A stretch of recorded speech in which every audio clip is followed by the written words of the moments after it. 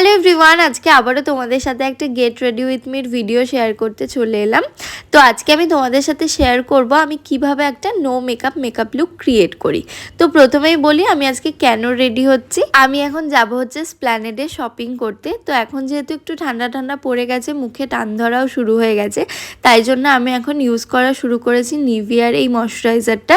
তারপরে আমি এখন ইউজ করছি সুইস বিউটির মুস ফাউন্ডেশন। এই ফাউন্ডেশনটা আমার খুব পছন্দের। এটার আলাদা একটা রিভিউ ভিডিও আমি খুব তাড়াতাড়ি তোমাদের সাথে শেয়ার করব।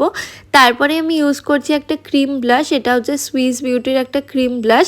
দেন জুডিওর একটা ব্রাউন কালারের কাজল আমি লাইনার হিসেবে ইউজ করেছি। তারপরে একটা ইনসাইডের নিউড কালারের লিপস্টিক। আমি ওদিকে চুল বাজছি আর আমার বোন এদিকে দেখো ক্যামেরা অন করে ডান্স করছে।